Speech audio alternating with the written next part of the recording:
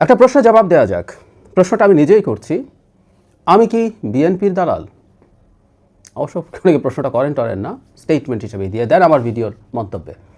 অনেক দিন থেকে, ইনফ্যাক্ট 5 আগস্টের পরবর্তী সময়ে আমার মনে হয় 2-3 মাস যেতে না যেতেই এই ব্র্যান্ডিং বা এই ট্যাগিং আমার উপরে শুরু হয়েছে। তো তাহলে আমি প্রশ্নটাই আমিই করছি, আমি জবাবই দেই। তার আগে একটু ব্যাখ্যা করে দেখা দরকার যে কারা এটা করছেন এবং কেন করছেন।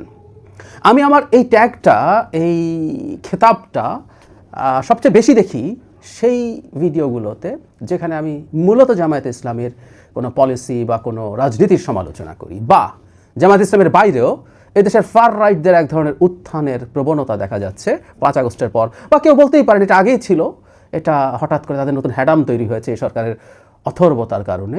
মাজার ভাঙা, নারীকে ফুটবল খেলতে দেব না, গান চলবে না, পালা চলবে না, নাটক বন্ধ হবে, এগুলো যখন হয়েছে তখনই নিয়মিত বিরতিতে যখন সমালোচনা করে গেছে তখনও এই কথাটা সামনে এসছে।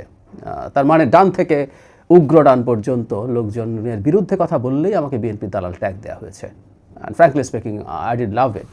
কিন্তু আমি আসলে মানে ব্যাপারটা কেন সেটাই বলতে চাই। কেউ কেউ বলছেন এটা যে বিএনপি তো বিভিন্ন জায়গায় চাঁদাবাজি দখলদারি করছে, সেটা নিয়ে সমালোচনা করি না কেন। মানে যেহেতু ওটা করি না, তাদের ভাষ্যমতে, আমি এটা করি না এই কথাটা ঠিক না, তাদের ভাষ্যমতে যেহেতু ওটা করি না, আবার এদিকে তাদের সমালোচনা করছি, সেই কারণে আমি আসলেই বিএনপির দালাল। এই হচ্ছে তাদের যুক্তি, মোটা দাগে আমি বুঝতে পারি। আমি নিরপেক্ষ নই। আমি 5 আগস্টের আগে নিরপেক্ষ ছিলাম। 5 আগস্টের আগে আসলে সেই অর্থে আমরা সবাই নিরপেক্ষ ছিলাম। আমরা সবাই একই লক্ষ্যে আমরা আসলে হেঁটেছি, সেটা হচ্ছে শেখ হাসিনার পতন করতে হবে। মানে এটাই সমস্যা সম্ভবত ডান এবং উগ্র ডানদের। তারা ভেবেছে শেখ হাসিনার বিরুদ্ধে লড়াইটা তাদের। শেখ হাসিনার বিরুদ্ধে লড়াইয়ে বাম থেকে শুরু করে ডান পর্যন্ত মাঝে যারা আছেন, মধ্যপন্থী সবাই একাকার হচ্ছেন, এবং কোনো রাজনৈতিক মতাদর্শ যাদের নাই এমন সাধারণ নাগরিকও এসে একত্র হয়েছেন। মতাদর্শ নাই কথাটা এভাবে না বলে অন্তত সরাসরি নেই, সেরকম মানুষ সব একত্রিত হয়েছেন। তো সেই সময় আমরা সবাই একমত ছিলাম। এরপর খুব স্বাভাবিকভাবেই আমরা আমাদের প্রত্যেকের রাজনৈতিক মতাদর্শ বা রাজনৈতিক চিন্তা প্রকাশ করব। সেই প্রকাশের ধরনে আমরা যেটা চেয়েছিলাম যে একটা গণতান্ত্রিক সমাজ থাকবে, সবাই সবার সাথে গণতান্ত্রিকভাবে এনগেজ করবে। বিএনপির দালাল খুবই সফট কথা, যে অকল্পনীয় গালিগালাজ আমাকে করা হয়েছে সেটা বলাই বাহুল্য। এবং আমি প্রায় বলি যে আমি চাইলে কমেন্ট অপশন অফ করে দিতে পারি, ফিল্টার করতে পারি, কিন্তু আমি করি না। এগুলো রেকর্ড থাকুক, কোনো একদিন ইসলামের রাজনীতির নামধারী কিছু ব্যক্তি কি করেছিল। কিছুদিন আগে জনাব নুরুল কবির একটা ইন্টারভিউতে তার গালি প্রসঙ্গে বলছিলেন যে ভাগ্যিস তার মা বেঁচে নেই। আমার মা বেঁচে আছে। যাই হোক, কি হয়েছে আসলে, মানে বিএনপির চাঁদাবাজিকে এই অন্যদিকে ডান এবং উগ্র ডান পন্থার উত্থান বা শক্তিশালী হয়ে ওঠার সাথে কি প্যারালাল করা যায় কিনা, আমি এটা মানতে প্রস্তুত।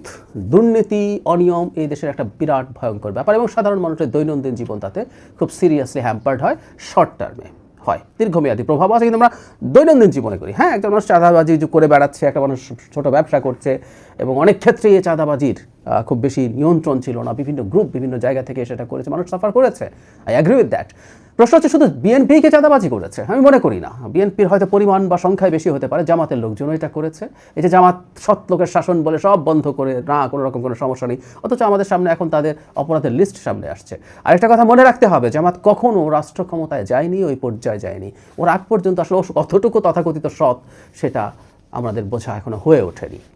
বিএনপির গ্রাসরুটের লোকজনের এই ধরনের অনিয়ম চাঁদাবাজির সমালোচনা আমি অসংখ্যবার করেছি আমার ভিডিওতে, অসংখ্যবার করেছি, টক শোতে করেছি, এবং আমি প্রায় বলি চাঁদাবাজির স্বীকৃতি বিএনপি নিজে দিচ্ছে, আমার আর বলাও জরুরি না, কারণ বিএনপি বহিষ্কার করছে বহু মানুষকে। সবাই চাঁদাবাজির অভিযোগে না, কিন্তু বিরাট একটা অংশ চাঁদাবাজি বা দখলদারি এসব অভিযোগে করেছে। আর একটা কথা একটু অপ্রিয় শোনায়, অনেক আগে একবার বলেছিলাম, এটা একটা কাঠামোগত সমস্যা। বাংলাদেশের অর্থনৈতিক ব্যবস্থার একটা বিরাট অংশ এই ধরনের ইনফর্মাল অবস্থা বা ব্যবস্থার উপরে টিকে আছে। সুতরাং এটা চাইলেই খুব সহজে দূর করে ফেলা যাবে না। এর মানে এই না বিএনপির কিছু লোকজন ঠিকঠাক করেছে। এবং আমি প্রায় বলি, সরকার যদি ক্ষমতায় আসে, বিএনপির সরকার, তখন তাদের হাতে যখন অ্যাডমিনিস্ট্রেটিভ পাওয়ার থাকবে, তখন যদি সেটা না করে, তখন আসলে তাকে চরম সমালোচনাটা করতে হবে। এর আগ পর্যন্ত এটা সরকারের ইস্যু ছিল। এখন রাজনীতি খানিকটা বুঝি বলে দাবি করি, জিও পলিটিক্স খানিকটা বুঝি বলে দাবি করি, ইন্টারন্যাশনাল পলিটিক্স বুঝি বলে দাবি করি। সে কারণেই না একটা চাঁদাবাজির বা একটা সুশাসনজনিত সংকট আর একটা রাষ্ট্রে আইডেন্টিটি পলিটিক্সের উত্থান আকাশ পাতাল পার্থক্যের ব্যাপার, এইটুকু বুঝি। যারা ওইটাকে ট্রেড অফ করতে চান কিছু চাঁদাবাজি এবং অনিয়মের সাথে, আম সরি, তারা আসলে ঠিক রাজনীতি বা ভবিষ্যৎ হয় বোঝেন না, অথবা বুঝেও তারা মতলববাজি করছেন। আমার জায়গা খুব সোজা, আমার একটা রাজনৈতিক অবস্থান আছে। আমি মধ্যপন্থী মানুষ, আমি লিবারেল ডেমোক্র্যাট হিসেবে আমাকে পরিচয় দিতে পছন্দ করি। বাংলাদেশে এই মুহূর্তে রাজনৈতিক যে বিভাজন তৈরি হয়েছে, ইনফ্যাক্ট এই ধরনের দেশে এই ধরনেরই পরিস্থিতি হয়। সমস্যা হচ্ছে আমাদের একটু বেশি খারাপ হয়ে গেল, যেটা আমি পছন্দ করি না। বাংলাদেশে মধ্য বাম একটা দলের বিরুদ্ধে একটা মধ্য ডান দলের যদি রেগুলার কম্পিটিশন হতো, that would have been fine. কিন্তু বাংলাদেশে এখন মধ্যপন্থী বিএনপির বিরুদ্ধে একটা ডান এবং উগ্র ডানের একটা জোট তৈরি হচ্ছে। এই হচ্ছে আমাদের বিদ্যমান পরিস্থিতি। জামায়াতে ইসলামী খুব সেকুলার ভাব ধরার চেষ্টা করছে, উদার ভাব ধরার চেষ্টা করছে। কয়েকদিন আগেই তারা খ্রিস্টান সম্প্রদায়ের মানুষদের সাথে একটা বৈঠক করেছেন, সেখান থেকে বেরিয়ে ওই সম্প্রদায়ের মানুষজন জানিয়েছেন যে জামায়াতে ইসলামীর আমির বলেছেন তারা ক্ষমতায় গেলে শরিয়া আইন করবেন না। কেউ বলতে পারেন তাহলে এখন জামাত নিয়ে সমস্যা কি? সিরিয়াস সমস্যা আছে। এটা ডাবল স্ট্যান্ডার্ড, যেটাকে নুরুল কবির মুনাফেকি বলেন। কেন আমি সেটা নিয়ে বিস্তারিত কথা বলবো, এটা নিয়ে কথা বলতে হবে, কারণ জামাত শরিয়া কায়েম করতে চায় কি চায় না সেই ব্যাপারে জামাতকে অবস্থান খোলাসা করতে আমি অনেক দিন থেকে বলছি। যদিও এখনও জামাতের আমির বা নায়েবে আমির বা সাধারণ সম্পাদক পর্যায় থেকে শোনা যায়নি। একটা কমিউনিটির মানুষজন দেখা করেছেন, তারা এসে বলেছেন। এর মধ্যেও বিরাট সমস্যা আছে, সেইটা নিয়ে আমি আসলে আলোচনা করব। তো তাহলে আমার আন্ডারস্ট্যান্ডিং যেটা ছিল, আমি যেহেতু একজন মধ্যপন্থী মানুষ, বাংলাদেশে একটা উদার গণতান্ত্রিক ব্যবস্থার বিকাশ দেখতে চাই এবং সারা পৃথিবীতে পরিচয়বাদী রাজনীতি বা আইডেন্টিটি পলিটিক্সের যে উত্থান, সেটার খুব ঘোর বিরোধী আমি চিরকাল। আমার এই চ্যানেলে আছে, আমার এখন আর রেগুলার নই, Zahid stake on geopolitics নামে একটা চ্যানেল আছে, সেখানে ক্রমাগত যারা আইডেন্টিটি পলিটিক্স করে, যে নামে করে, ট্রাম্প হোয়াইট সুপ্রিমেসির নামে করে, মোদি হিন্দুত্ববাদের নামে করে,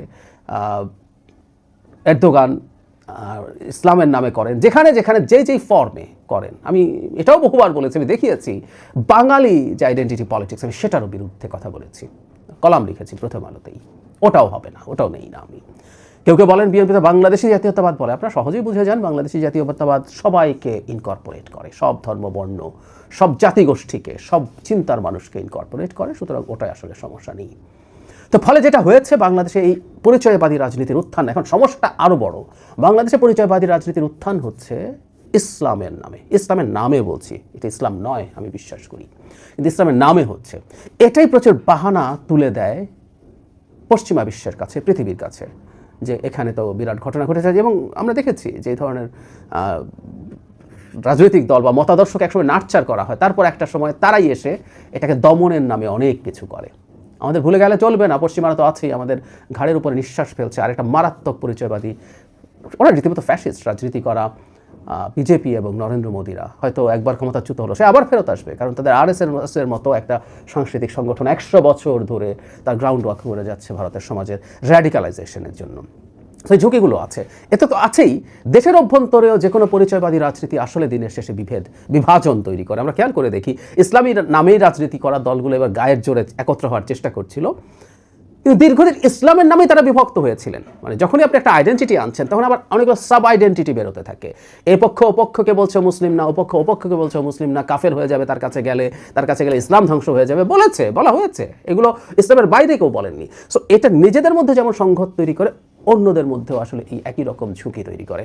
যে কেউই তখন, এর মধ্যে একটা ফ্যাসিস্ট প্রবণতা আছে, এই কারণে কেউ জামায়াতে ইসলামীর রাজনীতির সমালোচনা করলেই তাকে খারিজ করে দিয়ে গালিগালাজ করা হয়, নিদেন পক্ষে বিএনপির দালাল বলা হয়। তবে হ্যাঁ, আমি এটা মনে করি, আমি এটা বহু মাস আগে বলেছি একটা প্রোগ্রামে, একটা বিএনপি আয়োজিত প্রোগ্রামটা ছিল, কিন্তু ওখানে আসলে বিএনপির বাইরের, মানে সরাসরি বিএনপি করে না মানুষজন ইনভাইটেড ছিলেন। আমি ওখানে খুব স্পষ্টভাবে বলেছি আমাদের আসলে বিএনপি ছাড়া উপায় নেই। আমি এখনও তাই বলছি, বিএনপি ছাড়া আমাদের উপায় নেই, আমাদের তারেক রহমান ছাড়াও উপায় নেই। জনাব তারেক রহমান আসার পরও আমি দ্ব্যর্থহীন ভাষায় এই অবস্থান ব্যক্ত করেছি। আমাদের এই দলটাকে নির্বাচিত হতে এবং জনাব তারেক রহমানকে প্রধানমন্ত্রীর দায়িত্ব পাওয়ার পর সঠিক পথে থেকে সুন্দরভাবে দেশ পরিচালনা করতে সাহায্য করা দরকার, যারা আমরা মধ্যপন্থী মানুষ। মানে বিএনপি একটু করাপশনের অভিযোগ আছে, একটু চাঁদাবাজির অভিযোগ আছে বলেই এবার জামাতকে দেখব, এটা মানে আমরা একটা বড় বিপদে পড়ে যাব। এখন বিএনপি ছাড়া আমার দেশে রাষ্ট্রীয় পর্যায়ের কোনো অপশান নেই, কিন্তু ডাকসুতে ছিল। সেই কারণে আপনারা মনে করতে পারবেন যারা শুনেছেন, আমি ডাকসুতে শিবিরকে ভোট দেওয়ার বিপক্ষে কথা বলেছিলাম এবং বলেছিলাম এর বাইরে যে কোনো প্যানেলকে ভোট দিতে পারেন, কারণ ওখানে অপশান ছিল, ওখানে ছাত্রদল সমর্থিত প্যানেল ছিল, ওখানে বৈষম্য বিরোধীদের সমর্থক প্যানেল ছিল, কিন্তু জাতীয় পর্যায়ে নেই। এনসিপি যদি একটা স্বতন্ত্র দল হিসেবে দাঁড়াতে পারতো বা আরেকটা মধ্যপন্থী দল যদি থাকতো, আমি সেই অপশনটাকে বলতে পারতাম। কারণ মধ্যপন্থী দলের মধ্যেও চিন্তাগত, আদর্শগত বা তার আচরণগত কারণে মানুষ ভোট দেবে। কিন্তু এই মুহূর্তে দেশটা জাস্ট এভাবেই ভাগ হয়ে গেছে। একদিকে ডান থেকে উগ্র ডান লোকজন, এমন দল মিলে একটা জোট হয়েছে যারা আফগানিস্তান যান, আফগানিস্তান থেকে আসা লোকজন আসেন, খেলাফত কায়েম করবেন, এসব বলেন। এবং শারিয়ার ব্যাপারে জামাত আবারও বলছি অত্যন্ত বাজে ডাবল স্ট্যান্ডার্ড দেখাচ্ছে তাদের, এটা ফর দ্য টাইম বিং তারা এটা ব্যবহার করছে। সো এই একটা দিক, আর পাল্টা দিকে এই রকম একটা দিক আছে। এবং আমি ব্যক্তিগতভাবে জামাতের আচরণ দিয়ে জামাতকে মোটামুটি না প্রায় পুরোপুরি একটা ফ্যাসিস্ট দল বলেই মনে করি। ইনফ্যাক্ট এই ধরনের ইডিওলজি বেসড দল ফ্যাসিস্ট হওয়া এক ধরনের ডেস্টিনড, সেটা নিয়ে আরেকদিন বিস্তারিত কথা বলবো।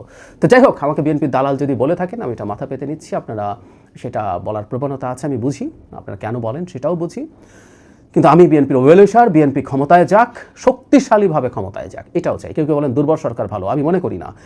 স্বাধীনতা পরবর্তী সময় আমাদের কিছুদিন বেশ শক্তিশালী একটা সরকার লাগবে, যে সরকার অনেক সিদ্ধান্ত সহজে ভালোভাবে নিতে হবে। তবে একই সাথে বিএনপি ক্ষমতায় গেলেও যে সুশাসনজনিত ঝুঁকি আর কথা আমরা মনে করি, আমি এগুলো উড়িয়ে দেই না।